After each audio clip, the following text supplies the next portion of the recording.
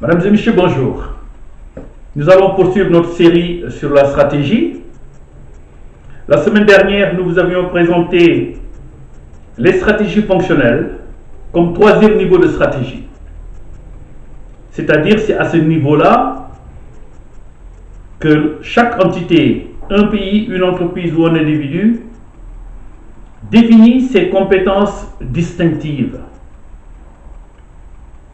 Et on avait parlé des compétences en marketing, des compétences financières, des compétences en ressources humaines, en achat, en technologie, etc. Aujourd'hui, nous allons parler d'une compétence distinctive qui est très importante pour l'entreprise, c'est le marketing. Ce n'est pas pour privilégier le marketing par rapport à d'autres fonctions. Non, parce que toutes les fonctions sont interdépendantes et interagissent. Mais tout simplement pour montrer que le marketing éclaire la feuille de route d'une entité. Il éclaire la feuille de route d'un pays, d'une entreprise ou même d'un individu dans sa démarche marketing. Pourquoi? Parce que le marketing est d'abord un état d'esprit qui consiste d'abord à partir des attentes, des besoins d'une cible avant d'y adapter un produit ou une prestation. Donc c'est déjà un préalable important. Comprendre les cibles, comprendre leurs attentes et s'y adapter. Pour un pays, c'est important de comprendre les attentes des populations, ce que veulent les citoyens, avant de déployer une stratégie.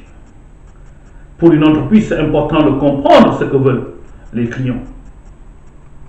Pour un individu, c'est aussi comprendre ce que veut l'interlocuteur. L'interlocuteur, ça peut être un dirigeant, un recruteur. Donc cet état d'esprit-là, il est très très important. Et il confère au marketing une dimension authentique, ça veut dire sincère et naturelle. Le marketing refuse toute idée de manipulation. Dans un pays où le dirigeant ne respecte pas ses promesses, manipule les populations, refuse de leur dire la vérité, par exemple. Mais ce pays-là n'a pas d'avenir. C'est pareil pour une entreprise qui ignore les besoins de ses clients, comme pour un individu qui ne réfléchit pas, qui n'essaie pas de comprendre ce que veut l'interlocuteur. Donc cette démarche, elle est fondamentale. Cette dimension authentique, ça veut dire sincère et naturelle, qui bannit toute manipulation, toute tentative de fraude. C'est là où on verra, par exemple, si les entités sont orientées clients, sont orientées population, sont orientées citoyens. C'est toute une philosophie de gestion dans ce domaine-là qui doit orienter la stratégie de la structure. Nous verrons aussi que le marketing, c'est aussi un ensemble de techniques qui permettent à l'entité de pouvoir se déployer. Mais la dimension état d'esprit est fondamentale. Et cette dimension va guider tous les développements futurs qu'on aura à faire dans ce domaine.